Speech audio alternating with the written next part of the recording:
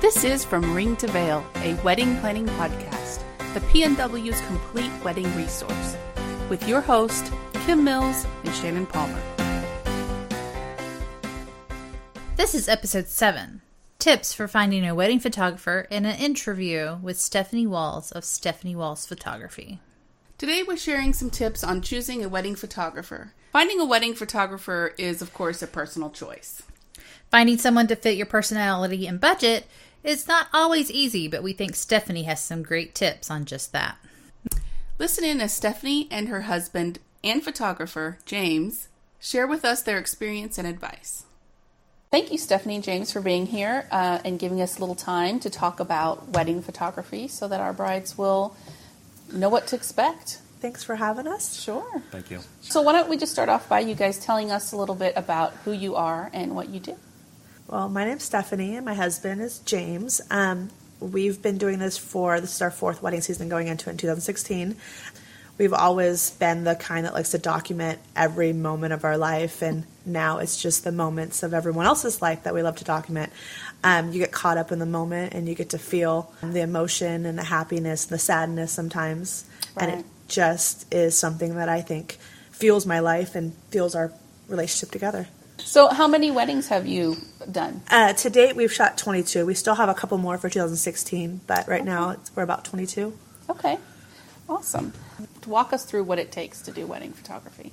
Patience. A lot of patience. Sometimes you're a little bit of a psychiatrist. Sometimes you're the Jack or Jill of all trades. You answer a lot of questions that have nothing to do with what you do. Really? But it's just know that and know where you stand, have an opinion, and offer any advice if they want it. Some brides have their own ideas, Right. and I love that. But anytime they want any ideas, I'm happy to give them anything that I've seen that works professionally, and sometimes it doesn't work professionally, or anything that maybe is a quirky, fun idea to kind Right. of put their personality into their wedding. What would you call your type of style of photography? Fun. Overall, I think our biggest brand would be fun, romantic. My biggest thing with engagement and weddings is to make sure that we capture the moments that are just the in-between, the moments that they forget that there's someone pointing a camera at them, or the moments that they are just being themselves and they're showing their true personalities. Okay. I'm emotional over weddings, so Oh, well then you're in a good career, I guess. I don't think there has been a wedding that I have not almost cried or bawled when she walked down the aisle. Oh, I would probably be the same. Yeah. I'd probably be the same. So let's get into the information for our brides looking for their photographer. Why should a bride choose a wedding photographer, a professional, over their family friend or their sister or somebody that takes photos? Our biggest thing is there's a lot of emotion that goes with weddings. And one of the things that I've seen with people that have family friends do it is, one, they don't get the chance to enjoy the wedding. They don't get the chance to experience the love, the moments, and everything. It's funny, when I get home and we look through pictures of the weddings, I'm like, oh my gosh, that happened? And I didn't get a chance to experience it because I was taking a picture. I was making sure the lighting was correct, or making sure that people were in position, but not seeing that moment that we captured right then.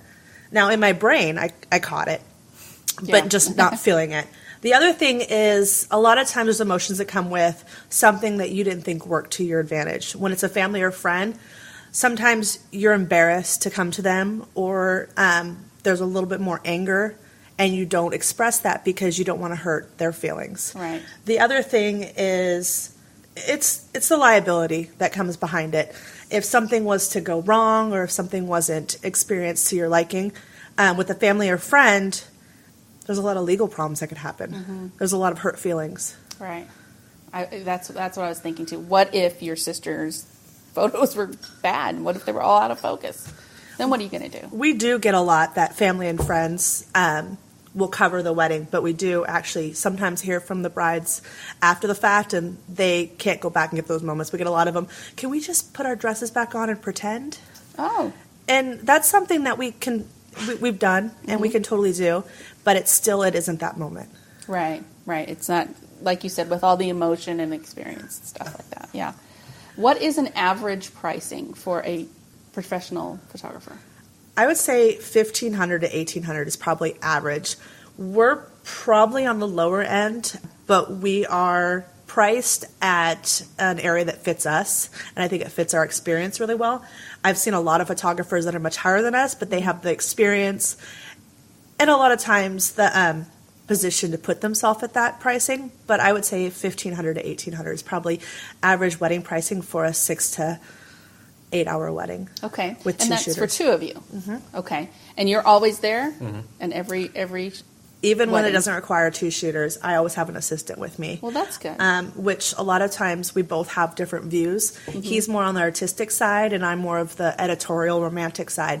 So sometimes we might switch off, even though I'm the lead photographer in that wedding. We'll switch off just so I get his kind of eye and idea, because it's funny to see how different, but then how similar our styles sometimes are. And you probably guys work together like that because you are so different in your styles. Then you're not taking the same picture. And I can yell at him, he doesn't get mad at me. That's true. I'll just go in the bathroom. How would a bride choose their photographer?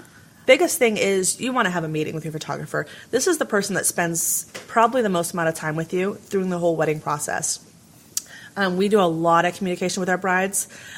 We like to book them at least 6 months in advance just to get through the getting to know each other process.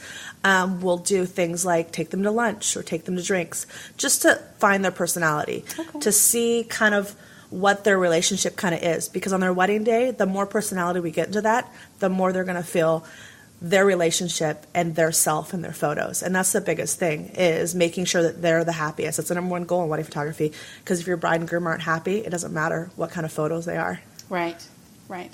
Okay, so you're saying get to know your photographer. Yeah, and then references. We're on Wedding Wire. The Knot is a great resource. Also, friends. A lot of people have friends that have gotten married. They're going to give you the best response on if they like their wedding photographer, if they liked the way that their photos were displayed, if they liked the way that they got their photos. Mm-hmm. And that's the big thing, is you want to make sure that you like the whole process, because the minute it's something you don't like, the whole thing just went upside down. What is the process? Our process is we're basically shoot and share photographers.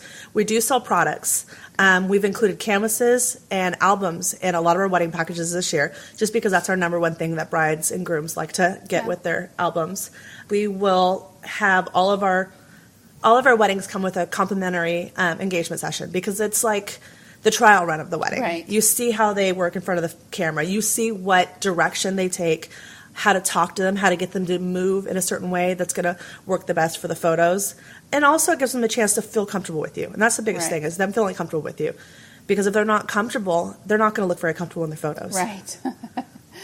That's true. So complimentary engagement sessions, is that something unique to you, or is that something that most photographers do? We do see a lot of photographers do that. A lot of them will offer it at half price. We always give it to them at a complimentary, and the difference in the package is the amount of time that they get for the engagement. Uh-huh.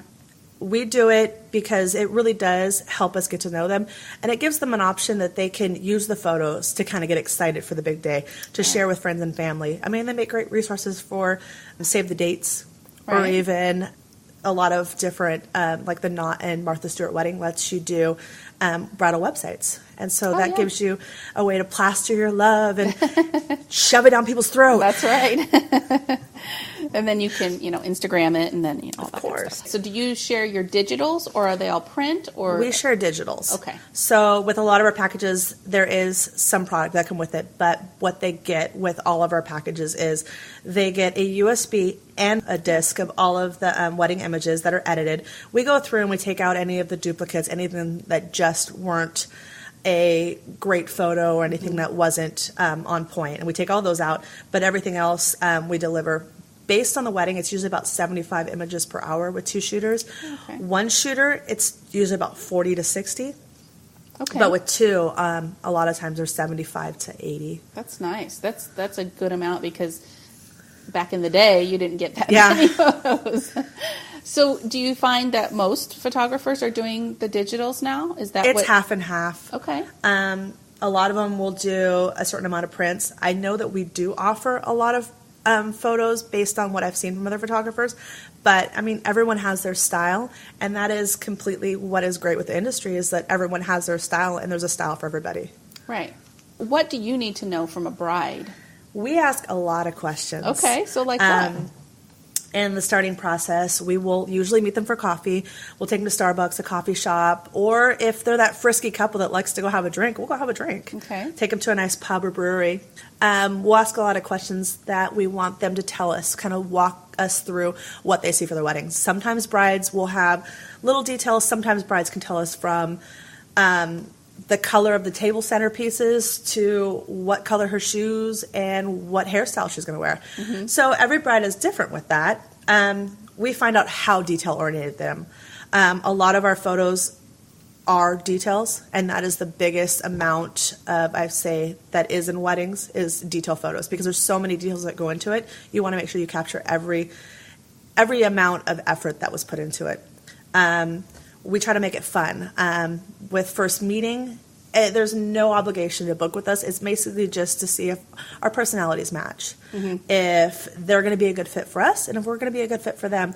I usually bring with me a shot list, which is standard. It's basically like dress, hanging in the window, looking out that. So it kind of gives them an idea to make sure that they know that every inch of that wedding is something that is my priority to cover.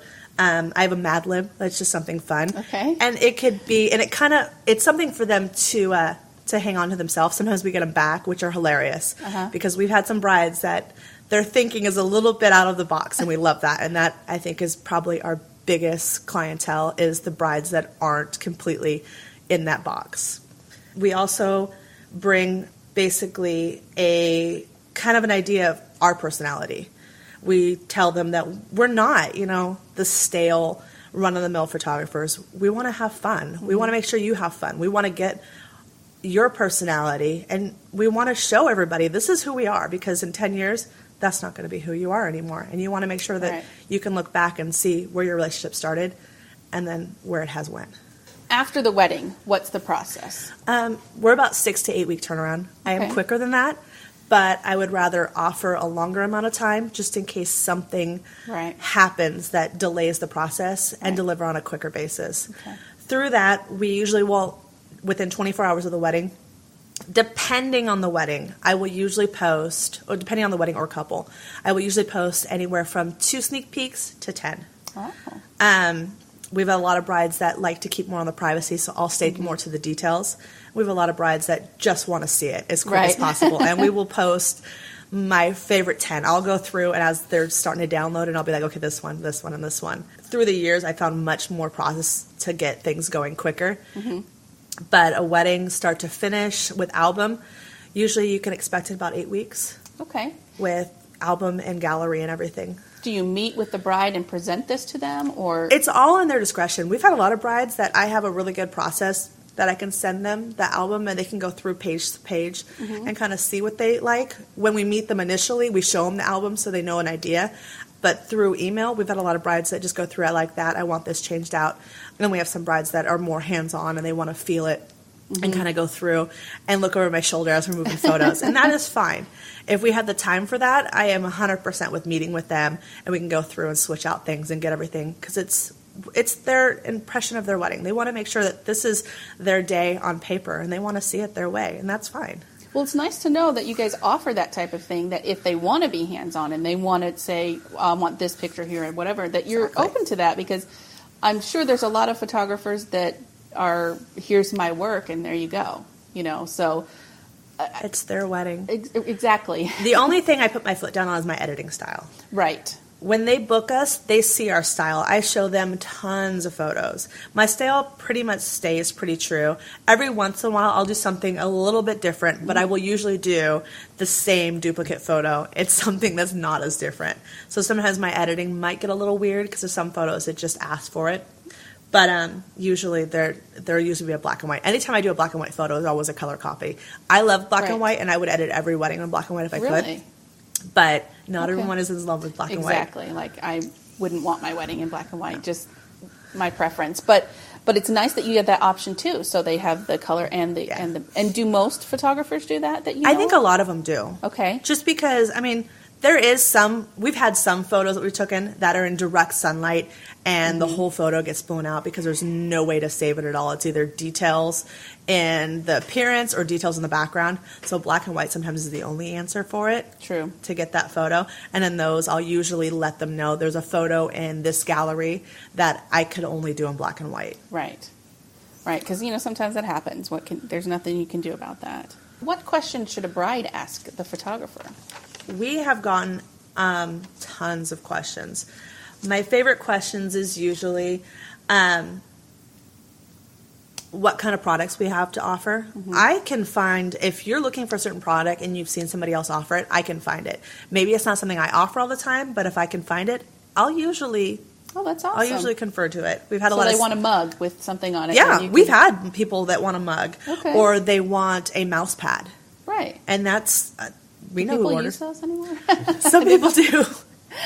Well, that's awesome. So you They can usually find get them for like anything. grandparents or something. Oh, yeah, that's true. Yeah, you can find anything you can find. We can order it, and we can make it work. So what are the things that the brides get most? Obviously an album. It would probably Albums be the are number usually one the thing. biggest thing. A lot of times we do a 5x7 image, which are great because there's easels that you can buy for them. The 5x7 image is on mat board, so those can be displayed. They have coating on them that they don't have to be in a frame at all. Nice. And you can swap them out during the holidays. Those are great. Like conversation starters. Here's some photos of and it's so much nicer to hand someone a stack of mat board images instead of just loose, thin photos. They're a little bit more substantial. The idea of them, they're not very expensive, and you can we'll do a deal if they order 5 to 10 of them. But they're great to look through. They're great conversation starters, and they basically display themselves. We can order them anywhere from a 5x7 all the way up to a 16 by 20. Oh, yeah. You can even hang those on the walls. You can pop them right into a frame. When you get up to the 16 by 20, you want to pop those right into a frame, but you don't need any mat board behind them because everything's behind them. Right. They're already archived, so they're not going to lose color over the years or anything like that. Technology and the advances, I love it. Exactly. How does the ordering process work for you guys? We wait until the whole gallery is delivered, just because we want them to be able to go through and look through all of their images. Ordering is usually about 3 to 5 day progress turnaround, depending on the image. Canvases are usually about a week and a half. Okay. And they just let us know which ones. There's a lot of images that they'll want in a 16 by 20. Sometimes I have to go back in and re-edit them just to make sure that the format will work. Right. A lot of times 16 by 24, I'll usually offer them. 16 by 24 is usually the same price as 16 by 20. If it's a landscape, it usually works 16 by 20, but if it's a kind of a vertical, you usually got to go to 16 by 24 just to get the details on the bottom so it doesn't crop them out. With canvases, like I said, week and a half, photo prints and books and everything, they usually get those within about 6-7 days. Oh, wow. That's pretty quick. Yeah. I remember before you'd have to wait a month to get something like that. Depending on the couple, ordering sometimes goes really quick, and sometimes it takes a while. We've had couples that take a month and a half to get their book how they want it, and it's their book. So if it takes them a little bit, a lot of times schedules, husband and wife, sometimes they have a harder schedule to sit down and look at images. Right. A lot of wives will just go through and order it themselves, and they'll tell me what they want in there. We deliver things to a pass gallery along with the USB and the disc. With the pass gallery as an online album, they can go through and they can favorite their images, which gives me a jump start to start creating their albums. Oh, yeah, very nice. So that's about all the questions I have. Is there anything else that you think that a bride might need to know or want to know to help them out with the photography process? We suggest meeting with a couple photographers. Personality isn't everything, but it is a big part. If you can't stand the person, you're not going to want to spend 10 hours with them. I think our biggest advantage is that, one, that we're married and we're able to have full-on conversations without even mentioning words. I can usually tell him through hand language or eyes up and even eyes rolled that he knows something I don't like or do like. The biggest thing I think is our advantage is the fact that my husband is great with guys. He's like the guru. He knows their personality, and if they're sports fans, he knows what to get them to feel like this is their day and not just the bride's day. And that's the biggest thing in our industry is that I see that sometimes I don't agree with is there's so much focus on the bride. Right. It's the groom's day, too. It's the groom's day, too. And you want to make sure that when they look at their album, they see themselves. They see their guys. They see how much fun they had before they went into that married life. Right. And you can also do the getting ready probably a little easier than a woman photographer, you know. Much Plus, easier. Yes. you know, plus you'll have both sides of it, because if there's only one shooter, then she's got to choose one or the other, and it's most likely going to be the bride. And having 2 shooters is a must with any wedding. And if I could tell any bride, if you budget in any way, the easiest place to budget is on your cake. You could do a small little cake and a sheet cake in the back, but one thing that you want to make sure you have is 2 photographers. It's 2 views. The first kiss, 2 views. You have that long landscape, beautiful view from far away, and that close-up. The view of the ring exchange. The view of just that moment from another angle or another perspective. And that is something that I don't think a lot of brides think about, and we've brought it up in several meetings, and then they're like, yeah, that makes sense. Another huge thing about it is you want to make sure that the groom feels like they're a part. I know a lot of brides like to plan the day, and that's okay. But sometimes they might have something that they really saw as their wedding day. I wish I had pictures of, you know, like my husband getting ready, but back then it was just one shooter, and that's what you got. And it would have been nice. It would be nice to have those special moments also. And when I go in and shoot the guys, they don't feel as comfortable with me. Right, exactly. They're not themselves. They're usually trying to be, like, appropriate for a lady in the room. And I'm no lady. Yeah, you could probably get a little more manly shots. So lastly, let's tell our listeners where they can find you if they're local and they want to check out your stuff. We are part of My Snohomish Wedding, which is the Snohomish Wedding Guild. You can also find us on Wedding Wire. We're on Google. We're pretty active on our blog. I know this summer kind of ran me through a ringer. I was doing a full-time job and doing wedding photography, and we took a lot of weddings this year. So this upcoming year will be my first year as a full-time photographer, so I have a lot more attention that I can have a lot more meetings, which is I'm really excited for. So Website? StephanieWalls.com. And you can find us on Facebook, Stephanie Walls Photography. Listeners, be sure to check out the post for the podcast for this episode. We will have links to the websites and some photos for you guys to look at. Again, thank you guys. It was great. Thank you for having us. Thank you for having us. Wow, Stephanie had some great info. We agree with her advice on second shooters. Right. The groom's getting ready photos they're important too. Yeah. And if that second shooter is a guy, the guys would feel more comfortable. Yeah. I mean, I would agree if I was a guy. Yeah. I mean, because if you think about it, having a woman in there while you're trying to get ready, you know, it's just not this. Because you know they're being guys. Yeah. And it's the same as if a man's in there while a woman is getting ready. You know, it's just not so comfortable. Yeah.